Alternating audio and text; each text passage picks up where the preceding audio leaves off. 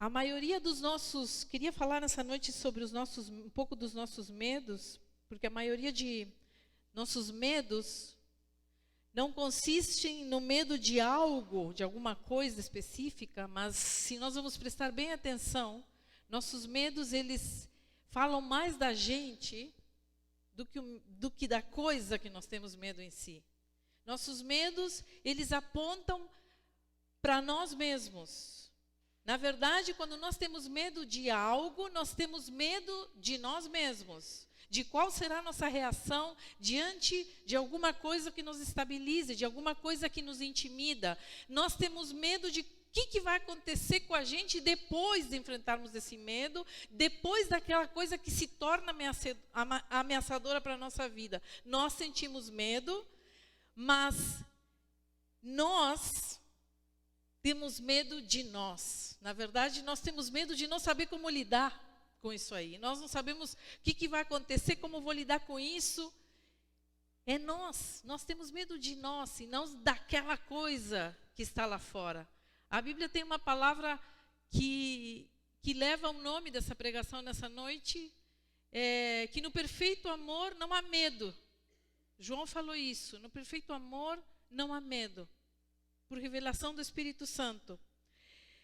Porque se nós vamos olhar para o medo em si não é algo ruim. Já pensou?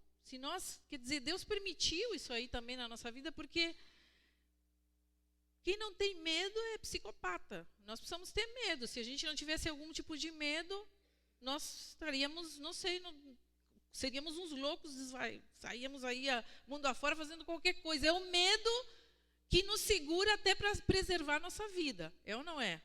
Se está caindo meteoros lá fora, você vai tentar ficar aqui dentro. Amém? É um medo natural, um medo bom, não é? Porque eu não vou arriscar a minha vida. Né? Tantos meteoros que caíram nessa última semana aqui no Rio Grande do Sul. Mas eu pergunto nessa noite, quais são os teus medos? Quando eu faço essa pergunta normalmente para as pessoas, algumas pessoas me surpreendem com a sua resposta, porque elas dizem assim, não tenho medo de nada. Eu me assusto com isso, porque uma pessoa que não tem medo de nada, não sei. Todos nós, que a gente não reconheça que temos medo é outra história, todos nós temos medo de alguma coisa. Vivemos com medo. Nós temos medo da morte, alguns de nós, sentimos medo da morte. Como será esse dia? Nós falamos semana passada aqui, se nós pudéssemos programar o dia da nossa morte, nós gostaríamos de até saber o que teria que ser feito no nosso velório.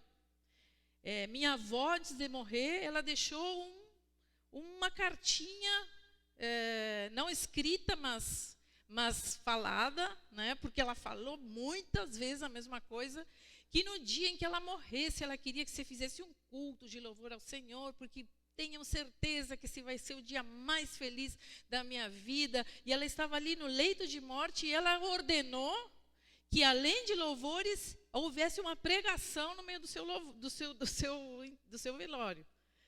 E ela, inclusive, escolheu quem seria a pessoa a pregar. Eu.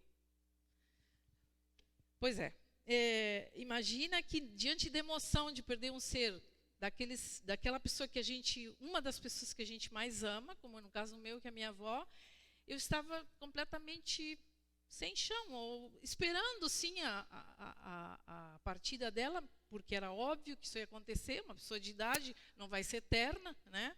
Mas nós não queremos perder ninguém. E é natural que a gente se sinta sem chão quando uma pessoa vai desta para melhor, como a gente diz, para melhor mesmo, porque aqueles que estão no Senhor vão para melhor. E graças a Deus, aleluia, glória a Deus, amém? Mas o que me chamou a atenção é que parece uma coisa tão legal, porque ela pensou em tudo, mas de certa maneira ela queria meio que controlar o que aconteceria depois dela morrer. Nós temos essa tendência, seres humanos, a tentar programar, inclusive quando já morremos. Nós temos medo da morte. Talvez esse medo é que nos leve a tratar ela como uma coisa, vamos fazer de conta que nada aconteceu e vamos que a vida continue. Porque há um temor, ainda aqueles que acreditamos na salvação e que seremos salvos, enfim. Mas temos medo da doença. Nós temos medo da doença, além da morte, nós tememos a doença. Tem gente que tem medo de ficar doente. E se eu não conseguir trabalhar? E se eu perder meu emprego porque fiquei doente? E se as pessoas que dependem de mim não possam contar comigo, porque estou doente? Nós temos medo de doenças. Às vezes tem gente até que tem paranoias, e aquilo que nós chamamos de pessoas que estão sempre detectando doenças onde nem tem, às vezes, né?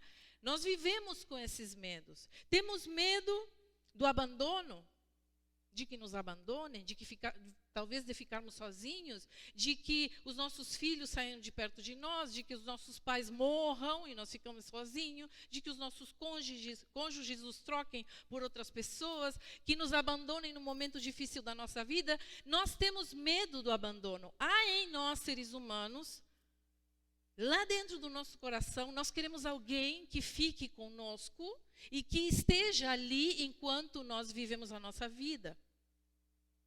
Nós temos medo do futuro. Alguns de nós tememos o futuro. O que vai acontecer no ano que vem? O que vai acontecer até o final do ano? O que vai acontecer dentro de 20 anos? Estarei vivo? Estarei trabalhando? Dentro de 20 anos minha aposentadoria estará legal? Não vou nem perguntar nessa noite quantos estão hiper preocupados com todas as mudanças que haverá sobre a aposentadoria.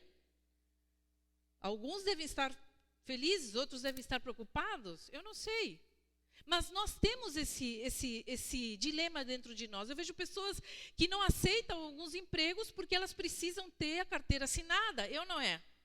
Isso quer dizer, isso fala uma coisa: eu tenho medo do futuro e eu preciso garantir ele de alguma maneira. Nós temos medo do futuro, sim, porque se nós não tivéssemos medo desse futuro, a gente diria: vou trabalhar hoje e amanhã vou ver o que vai acontecer, Deus saberá o que vai acontecer comigo.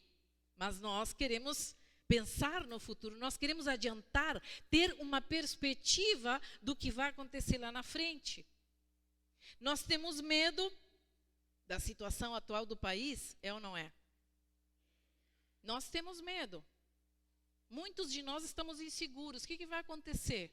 Independente do nosso partido político, independente se a gente votou ou não votou, se estamos de acordo com o que está sendo feito ou não, uma coisa precisamos reconhecer: estamos no momento de transição e segurança. Nós sentimos temor, nós sentimos preocupação. O que vai acontecer? Dará certo? As coisas acontecerão? Continuarei fazendo os meus planos de futuro dentro deste país? Será possível? Nós temos medo. Existem temores no nosso coração. E alguns de nós, talvez algumas das pessoas que estão aqui, já tiveram ou têm ainda medo de Deus.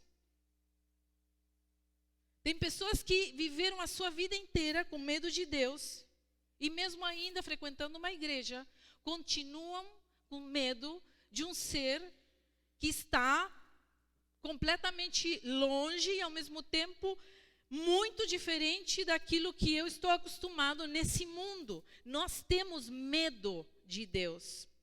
Agora, nossa sensatez é não permitir que o medo domine ou determine a nossa vida. Por isso lutamos todos os dias, que ele não nos defina, que ele não nos diga o que nós temos que fazer. Porque quando o medo comanda a nossa vida se torna um andar em círculos, porque nós não conseguimos quebrar círculos, nós não conseguimos quebrar ciclos, nós não conseguimos recomeçar, nós não conseguimos dar fim a algumas coisas, nós não conseguimos olhar com uma perspectiva legal para frente, porque nós temos medo. E as causas disso estão aí escrachadas na nossa sociedade, elas estão latentes, elas saltam. Por que nós temos tantos medos? Uma delas é que a nossa sociedade se converteu numa sociedade extremamente narcisista. Nós estamos centrados em nós mesmos. Nós estamos totalmente preocupados e empenhados, vivendo para nós mesmos. Narcisista é uma pessoa que está completamente egocentrada, uma pessoa não egoísta, mas uma pessoa está com seu ego, está egocentrada, está somente pensando em si. O mundo gira em torno de si, no seu umbigo, como nós dizemos normalmente na nossa cultura. É uma pessoa que está sempre preocupada com o seu umbigo. Nada importa do que aconteça na sua volta. E outra causa é a ausência, e é isso que quero me deter nessa noite, que outra causa dos nossos medos é a ausência do temor do Senhor. A nossa sociedade perdeu aquilo que eu cresci ouvindo, o temor do Senhor, o temor de Deus. E pensem vocês, antes de vocês estarem dentro de uma comunidade como é a Família de Deus, ou talvez outras comunidades que vocês tenham frequentado, antes de vocês irem para uma igreja, aquilo que a gente chama igreja, né? Pensem como é que vocês viviam antes de ter hoje a completa revelação, noção de quem é Deus, os seus propósitos, o seu plano com a humanidade. Como é que vocês olhavam para esse Deus? Como é que nós olhávamos para esse Deus? O que nos ensinaram em casa? O que nos falaram na nossa casa? Tinha algumas palavras proibidas no seu vocabulário, tipo maldito? Maldito. E a mãe chegava e dizia, essa palavra não se fala. Alguns de vocês tiveram essa correção quando eram pequenos, sim? Deus vai te castigar. Haviam palavras proibidas. Desgraçado. Desgraçado era uma palavra proibida. Não se fala isso, meu filho. Xingar Deus. Não pode. Porque culturalmente a nossa sociedade, o nosso, principalmente o povo latino, não é só o povo brasileiro, mas o povo latino, por ter sido amplamente evangelizado pelo catolicismo, e alguns dos nossos países na América do Sul têm como religião oficial o catolicismo, esse fato, inclusive o Brasil, acho que sim, né? Inclusive o Brasil tem como religião oficial até hoje o catolicismo, e esse fato, independente se nós estamos de acordo com isso ou não, esse fato, o fato de que há uma religião oficial que fala de um Deus, de um só Deus, e esse Deus nós precisamos temê-lo, gerou em nós um conceito de Deus, gerou em nós o temor de Deus. E só que nós estamos, a humanidade vem mudando assim, mudanças radicais. E uma delas é isso, que nós estamos perdendo o temor de Deus. Mas há uma diferença entre medo, aquilo que eu falei no início, medo de Deus e temor de Deus. São duas coisas completamente diferentes. O medo é quando nós pensamos assim, Deus me castiga, como falou o Luizinho. Deus vai te castigar. Quando nós pensamos que Deus é um Deus que nos castiga, nós temos medo de Deus. Imagina. Como é que eu não vou ter medo de um ser que se eu pisar na bola, ele, vai vir castigo. Eu vou passar por alguma provação se eu desobedecê-lo.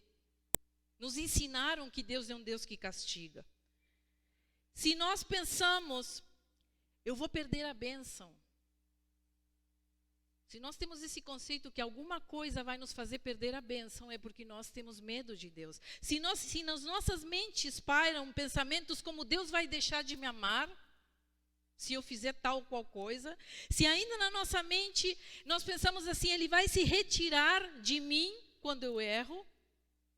Conheci um rapaz que me deu um choque quando ouvi. Ele estava pregando e ele disse assim, tem lugares que crente não pode ir. E ele foi bem duro. Tem lugares que crente não pode ir.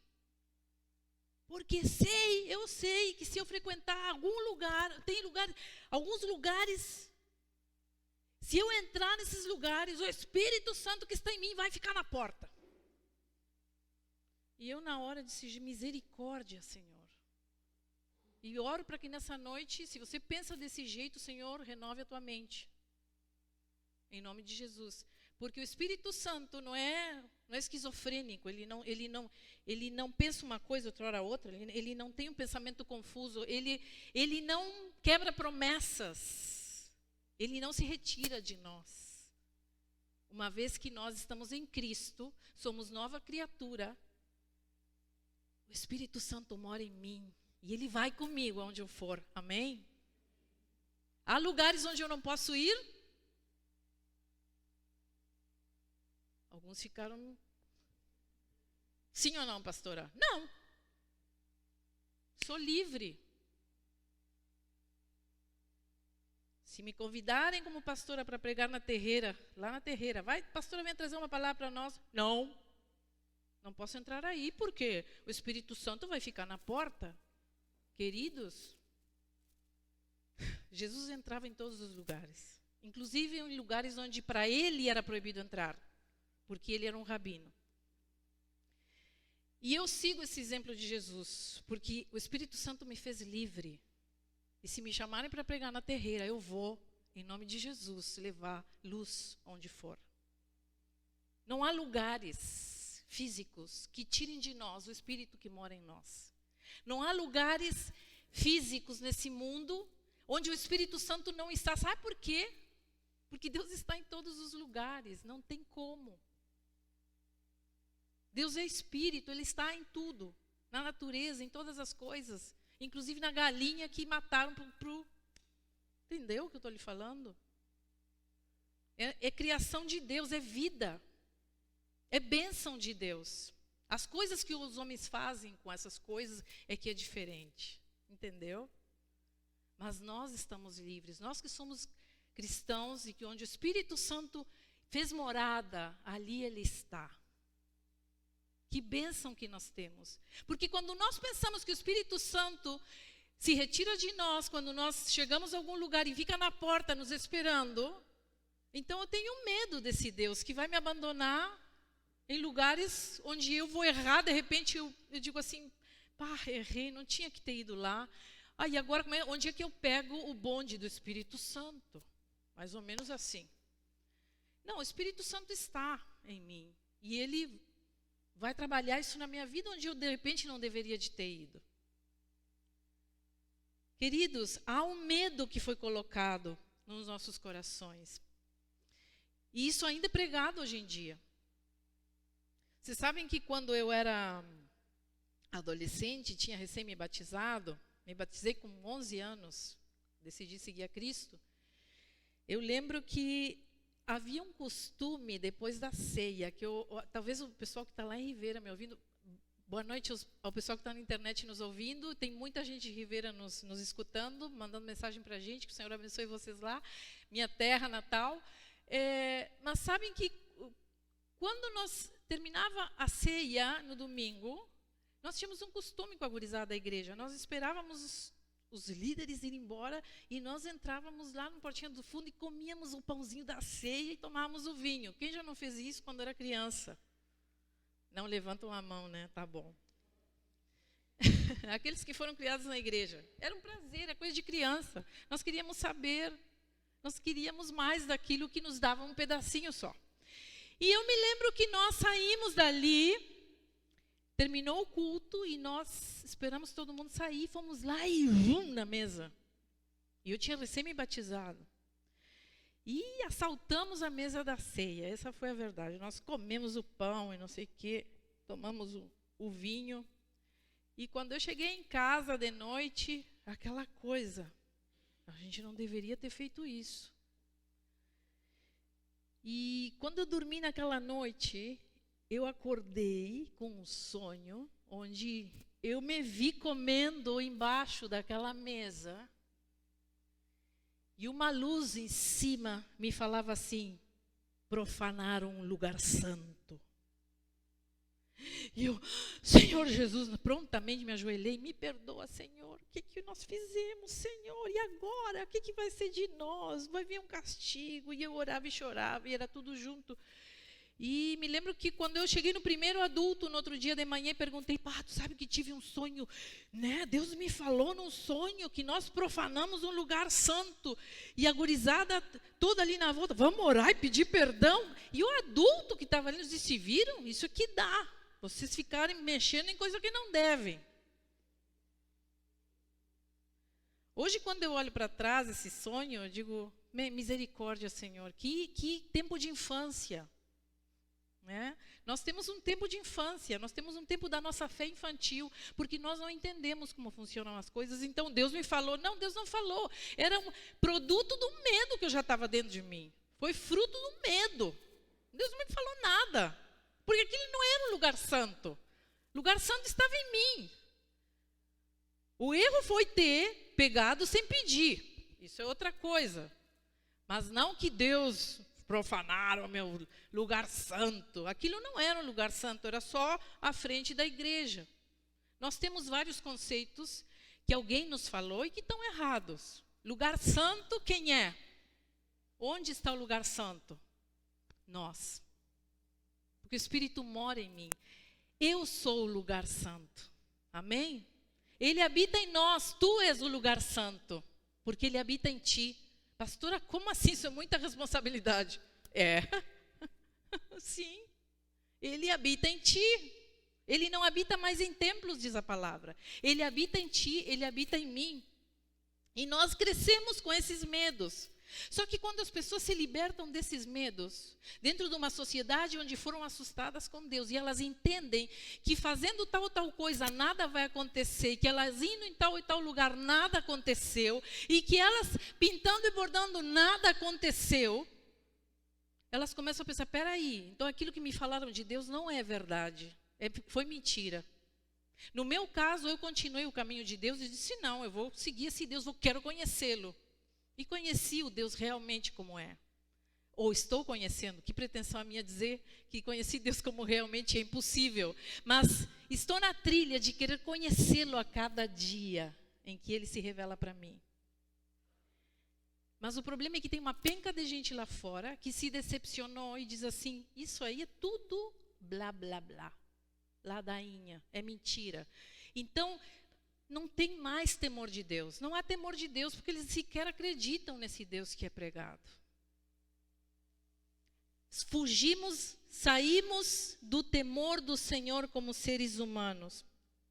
E isso está fazendo com que a gente se olhe para nós mesmos e a gente só vê um vazio, um buraco dentro de nós, porque não enxergamos mais nada santo, sagrado, alguma coisa além de nós, alguma coisa superior a nós, que comanda o universo, que comanda as nossas vidas, porque nós não conseguimos mais, como seres humanos, acreditar nesse Deus que nos falaram um dia. Queridos, eu quero que nessa noite nós possamos ler 1 João, capítulo 4, versículo 17. Você não vai abrir a sua Bíblia, porque eu fiz questão, eu não sei se essa letra dá para ler lá de trás, mas eu vou lê-la aqui, para que a gente possa seguir, porque essa versão é do Eugene Peterson, que é a mensagem, aquela Bíblia bem grandona, que eu até recomendo ela para quem está começando na fé, porque ela esmiuça e traz versículos conhecidos, mas que ficam tão claros para nós quando lemos a mensagem. E essa Bíblia diz assim, essa versão do Peterson diz assim, Deus é amor e quando passamos a habitar permanentemente no amor, vivendo uma vida de amor, vivemos em Deus e Deus vive em nós. Assim o amor tem o controle da casa. Casa somos nós. O amor tem o controle da casa, fica à vontade e amadurece em nós. E não temos mais preocupação com o dia do juízo. No amor não há espaço para o medo. O amor amadurecido expulsa o medo. E considerando que o medo causa uma vida vacilante e cheia de temores, podemos dizer que quem tem medo não está completamente aperfeiçoado no amor. Isso tudo na sua Bíblia deve dizer assim, no perfeito amor não há medo. Porque o perfeito amor lança fora o medo. Só que o Peterson coloca de um jeito fantástico. Quando nós nos deparamos com essa mensagem, nós entendemos como o amor pode expulsar o medo, como o amor faz isso. E E uma das coisas é que Ele nos dá coragem para superar o nosso egocentrismo, o nosso narcisismo, para não nos colocar em primeiro lugar. Nos dá coragem da a gente se tirar do primeiro lugar da nossa vida. E nos tirando do primeiro lugar, nas nossas listas de prioridades, nós fazemos que o medo não domine ou determine as coisas para nós. Gente, quando Deus não toma o primeiro lugar na nossa vida, e eu quero que isso fique claro nessa noite, quando outras coisas tomam o primeiro lugar na nossa vida e na nossa jornada, a nossa vida se torna um desastre. Porque nós continuamente estamos colocando deuses no lugar de Deus. O Deus do dinheiro, o Deus da solidão, o Deus do amor. Enfim, nós vamos colocando pessoas no lugar de Deus na nossa vida. Nós vamos colocando mil coisas. Educação, futuro, enfim, filhos, alguns de nós. Porque nós temos a necessidade que Deus domine a nossa vida. Há isso no nosso coração. Nós já viemos com isso na nossa alma. E isso precisa ser preenchido de algum jeito. E quando Deus não o preenche, nós buscamos outras coisas que façam isso por Ele. E a nossa vida se torna um desastre. Muito mais quando nós nos colocamos em primeiro lugar. Eu estou em primeiro. Primeiro eu, segundo eu, terceiro eu. O que importa é ser feliz. O que importa é eu ser feliz. O resto não me importa muito. É quando nós nos colocamos em primeiro lugar. Agora, quando nós falamos de temor de Deus é outra coisa. O temor do Senhor é a experiência do encontro. O temor de Deus é a experiência do encontro com o sagrado, com o mistério, com aquilo fascinante que nos abala. E quem nunca teve essa experiência de sacode, quem nunca passou por essa experiência de vertigem, porque quando nós nos encontramos com Deus, nós sentimos tudo isso, talvez só esteja falando de um Deus com minúscula. Quem não teve essa experiência, talvez está falando de um Deus com minúscula, qualquer outro Deus. Qualquer outra coisa parecida com Deus. Pode ser até aquele que castiga. Está ocupando esse lugar. Um Deus que não é Deus, é um Deus que castiga, é um Deus que está brabo, é um Deus que precisamos agradá-lo, porque senão Ele vai lançar uma maldição sobre nós. Isso é um Deus com minúscula, esse não é o nosso Deus.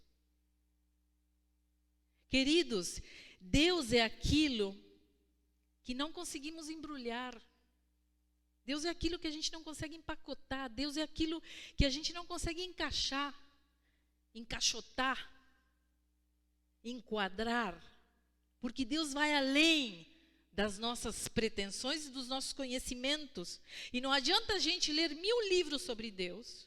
Nós podemos ler todos os livros de 3, 4 vezes a Bíblia de capa a capa, se a gente não teve essa experiência de sarça.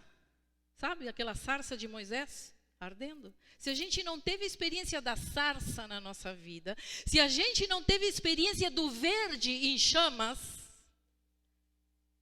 sabe? O verde em chamas, como aconteceu com a sarça. Se a gente não teve a experiência de ficar cego diante da luz que é jogada na nossa vida quando nos encontramos com Deus, como foi com Saulo, de repente se fez um clarão, o cara vinha no cavalo, pum pro chão, caiu do cavalo e aquela luz deixou ele como? Aqueles que leem a Bíblia. Como aquela luz deixou Saulo? Cego. Ele ficou cego. Foi tanta luz, a luz foi tão forte que ele ficou cego. Ele não conseguia enxergar. E a luz do Senhor, quando a gente não teve essa experiência do encontro com Deus, a gente não teve experiência de ficar cego diante da luz do Senhor. Porque quando a luz do Senhor chega na nossa vida, queridos, ela nos deixa cego para um monte de coisas. Nós não conseguimos mais enxergar mais nada de um monte de coisas que eram importantes para nós. Nós conseguimos enxergar mais, já não tem importância para nós. Em troca, nós começamos a enxergar, ao mesmo tempo que estamos cegos, começamos a enxergar a partícula do cantinho da sala da nossa alma que tem sujeira. Olha só que coisa mais diferente, mais oposta. Estamos cegos para algumas coisas. Eu me senti assim quando me converti. Nada mais tinha importância. Mas eu consegui enxergar a partícula de pó do cantinho da sala da minha alma, que precisava ser limpo. Porque Deus chegou tirando de mim o egoísmo, a falta de noção com algumas coisas, a confiança de repente em mim mesmo. Foi assim com Zaqueu. Desce daí dessa árvore, vou hoje jantar na tua casa. E diz que Zaqueu transformou a sua vida, repartindo tudo, devolvendo tudo aquilo que ele tinha tirado das pessoas. Foi assim com Elias, foi assim com Davi.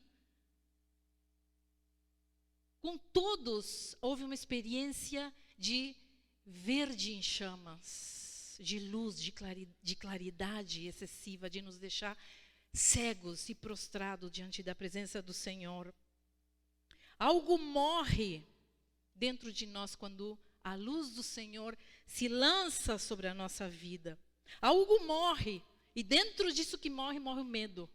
O medo morre, e também morre o lado sombrio que nós enxergamos de Deus. Nós vamos vendo que aquele Deus que castigava, já não vemos assim. Nós encontramos um Deus de amor, um Deus que nos abraça, um Deus que nos acolhe, um Deus que está nos colocando no seu colo naquele momento. E para o resto da nossa vida vai ser assim.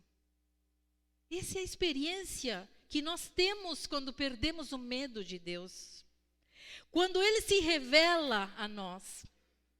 Então nós precisamos achar esse equilíbrio, queridos. Sabe? Esse equilíbrio entre medo e temor. Quando nós achamos o meio termo, quando nós entendemos que o temor do Senhor é algo importante na nossa vida, é algo que precisamos temer, e precisamos vê-lo como um Deus que está ali, e ao mesmo tempo não temos mais o medo daquele Deus que nos castigava, então nós encontramos o equilíbrio, e esse equilíbrio nos tira da religiosidade.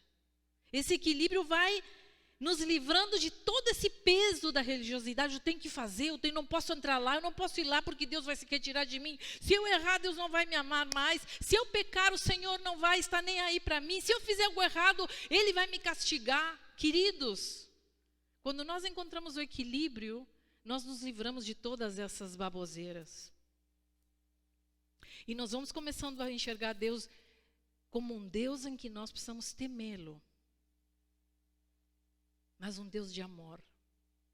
Um Deus que nos enche do seu amor. O temor do Senhor nos faz viver fazendo a vontade de Deus. É uma coisa que nós precisamos ter claro, queridos. É uma marca de quem teme ao Senhor. Querer fazer a vontade dEle. É a consciência de eu saber diante de quem eu estou. Entendeu? Isso é temor de Deus. Eu tenho a consciência de saber diante de quem eu estou. Estou consciente.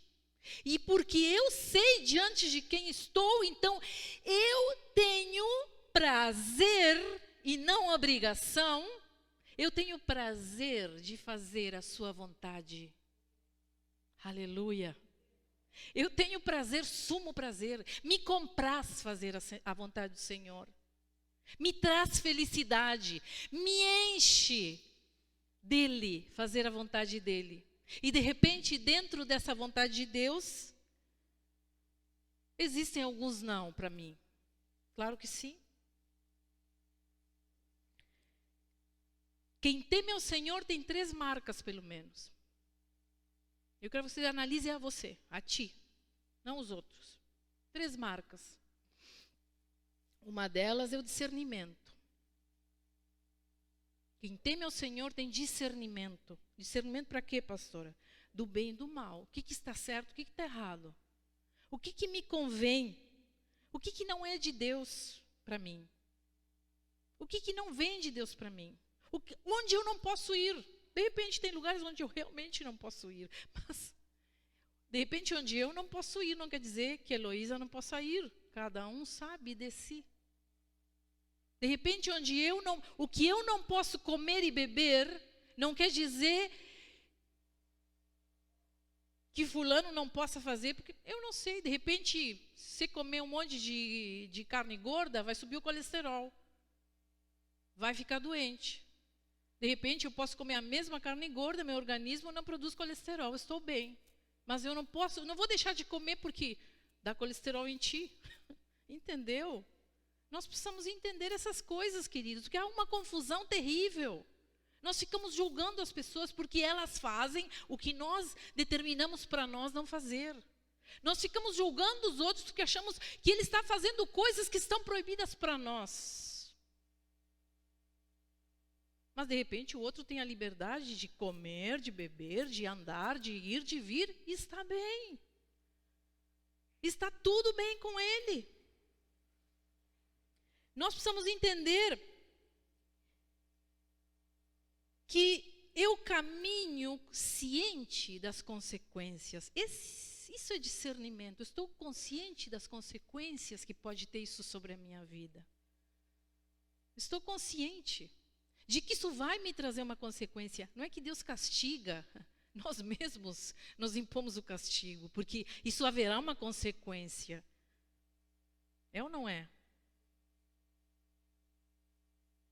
Você sabe bem, se sair aí no friozão, de manguinha de camisa aqui, pelo menos eu. Se eu saio nesse friozão, muda a temperatura amanhã, saio de manga de camisa, que curtinha. Eu sei que na metade da semana eu vou estar com dor de garganta e a gripe vem. Pronto, fiquei doente. Mas eu olho para o Marcinho, por exemplo, 4 graus, camisinha curta, inverno e verão, pastora. Marcinho, tu não sente frio? Não, tá tudo bem, nunca vejo ele doente. Por que para ele funciona e para mim não? Me indigna. Fico indignada da saúde desse homem. Viu? Não, o dia que está mais frio, ele vem com uma jaquetinha, assim, é uma beleza. Mas eu estou dando um exemplo, gente, porque tem coisas que eu posso fazer e o Marcinho não pode, tem coisas que ele pode fazer e eu não posso, entenderam? Porque vai ter uma consequência, eu vou sofrer uma consequência maior. Então, queridos, nós precisamos entender essas questões. Em segundo lugar, uma segunda característica das pessoas que estão vivendo no temor do Senhor é que elas têm uma entrega total. Analise a sua vida. Você está totalmente entregue ao Senhor?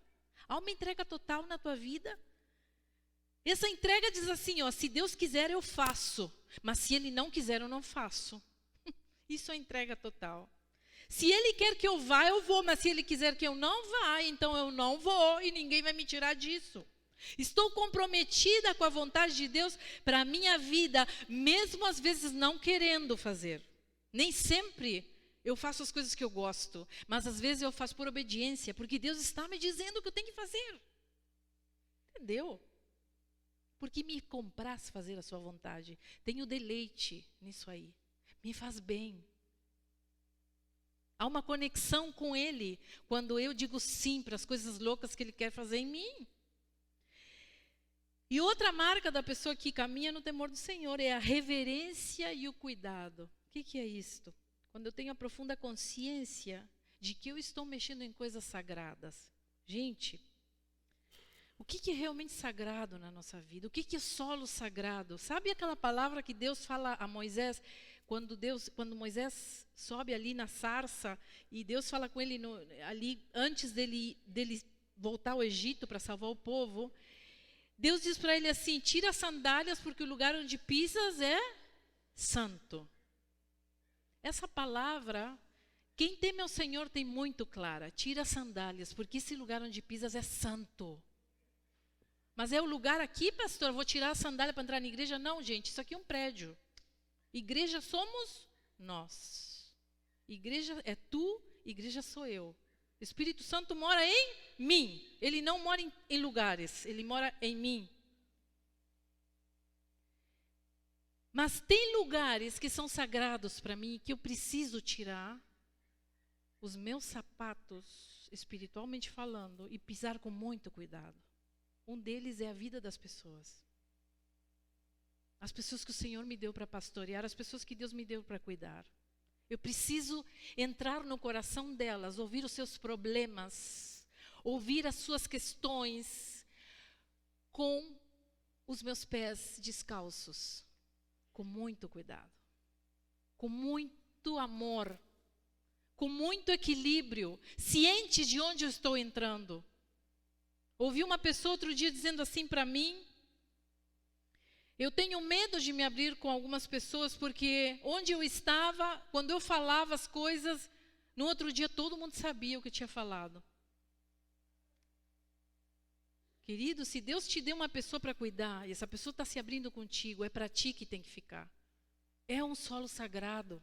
Você não vai sair espalhando, você não vai sair comentando em reuniões de oração. Vamos orar pela fulana, porque a fulana está com alguns problemas. E começamos a dar dicas dos problemas na reunião de oração. Reunião de oração que se torna reunião de fofoca. Queridos, é um lugar santo. Não temos autorização de Deus de falar das coisas que nos é confiada. Lugar santo são pessoas vulneráveis que Deus coloca na nossa vida, crianças. Você já viu? Alguns líderes se aproveitando até de crianças. Lugar santo é o dinheiro que entra numa comunidade e que está destinado a tal coisa e eu vou fazer aquilo que combinamos. Isso é algo santo, é sagrado.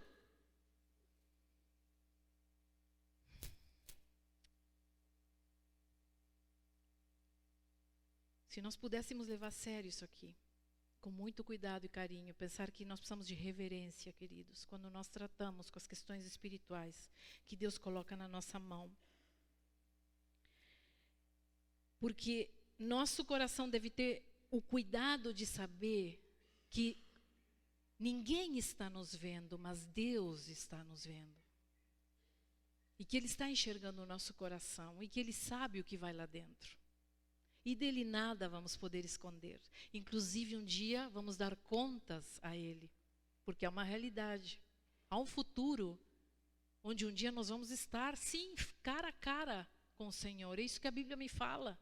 Face a face. Eu verei o seu rosto. Glória ao Senhor, anseio por esse dia. Então eu vou dar contas daquilo que aconteceu, enquanto Ele me confiava as vidas. Por isso eu digo, precisamos ter temor do Senhor. Outro dia alguém me disse: pastora, o conceito que há lá fora é que na igreja de vocês tudo pode. Pense o que você quiser. Tudo pode, tudo me é lícito, diz a Bíblia. Mas nem tudo me convém. E eu não sou guardiã de ninguém. Como pastor, eu pastoreio. Eu não sou policial. Entendeu? Eu não policio. Deus não me deu Deus não me deu como é que chama aquilo que os policiais usam? Um cacetete. Deus não me deu um cacetete para tratar com a vida de vocês. Deus me deu um cajado. Entendeu a diferença? Deus não me mandou controlar a vida de ninguém. Deus me mandou pastorear, cuidar, pisar em lugar santo. Que nessa noite nós tenhamos isso claro, queridos. Tira as sandálias, porque o lugar onde pisas é santo. Vamos nos colocar de pé.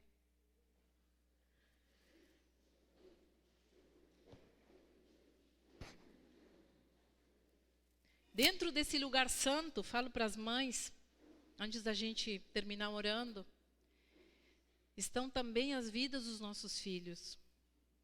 Filho é solo sagrado. Filho é vulnerável. É uma pessoa que depende de nós. E aí eu vejo as mães falando, queridas, falo principalmente para as mães porque eu sou mãe. Vejo as mães dizendo, tu és o centro da minha vida. Tu és a razão do meu viver, meu filho. Tu és tudo o que eu queria. Tu mudaste a minha vida. Às vezes eu acho que até está se fazendo uma oração. Sabe, queridas, é um peso demais para uma pessoa que Deus nos deu para cuidar. Ser o centro da vida, colocar essa pessoa no centro da nossa vida. Colocar um serzinho tão pequenininho, inocente, como centro da nossa vida. E dizer, ele é tudo para mim. E essa criança cresce com o peso de que ela é o centro da vida da mãe, a razão por ela viver, e essa criança vai ter problemas lá na frente porque ela não vai conseguir viver independentemente como todo ser humano precisa viver nesse mundo. Então, o dia que a mãe morre, acabou a vida. Queridos, queridas, Deus nos mandou filhos para cuidarmos e pastorearmos e cuidarmos de um solo sagrado que é as suas vidas. Dentro dessas leis existe a gente não se colocar no primeiro lugar na vida deles, nem colocar eles no primeiro lugar na nossa vida. É um fardo pesado demais para um ser humano ser o centro e ser o primeiro lugar na vida de alguém. Que nessa noite nós possamos ter esse entendimento. Porque sabe o que vai acontecer no futuro? Nós vamos criar um ser humano completamente inseguro, completamente dependente. Completamente, tudo porque nós não temos deixado Deus preencher o primeiro lugar na nossa vida, e como Deus não ocupa o primeiro lugar, então eu preciso uma step para fazer isso. Eu vou usar o que tiver. Eu vou usar um filho, eu vou usar um namorado, eu vou usar um marido, eu vou usar minha família, eu vou usar o trabalho, eu vou colocar uma step. Só que Deus está fora disso. Que nessa noite, amados, nós possamos viver sabendo que o perfeito amor lança fora o medo. Amém? Vamos fechar os nossos olhos assim como nós estamos. Que o Senhor nos ajude a amadurecer o nosso amor, a curar o nosso amor. Lançar fora os nossos medos. Senhor Jesus, nessa noite eu oro por todos aqueles que de alguma maneira, Senhor, estão se sentindo assim. Eu oro, Senhor, para que Teu Espírito venha nos revelar a Tua vontade. Eu oro, Senhor, para que Tu possas nos encher da coragem que vem do Teu amor, Senhor. E nós possamos dizer que estamos livres dos nossos medos, porque o Teu amor tem preenchido a nossa vida, Senhor. Porque nós temos colocado a nossa vida aos pés da Tua cruz. E Tu tens dominado ela, Senhor.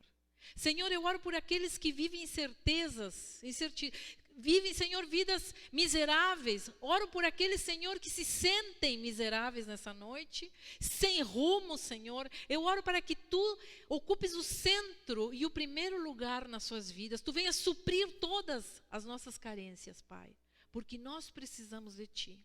Nós precisamos, em nome de Jesus. Levante as suas mãos para o céu nessa noite. Diz, Senhor, eu preciso de Ti. Preciso de Teu cuidado sobre mim. Preciso que Tu tomes. Dê ao Senhor esse primeiro lugar nessa noite.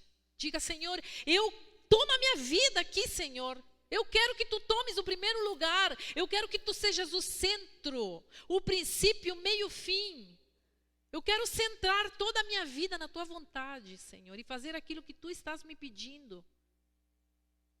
Em nome de Jesus, se liberte, que o Espírito Santo traga liberdade à tua alma. É o que eu oro nessa noite, revelação e liberdade, em nome de Cristo Jesus. Amém? Amém. Glória ao Senhor. Que Deus abençoe a todos, que nós possamos, nessa quinta-feira, ainda discutir nos nossos grupos sobre essa palavra, e nós possamos aprofundar mais. Amém? Podemos sentar, queridos.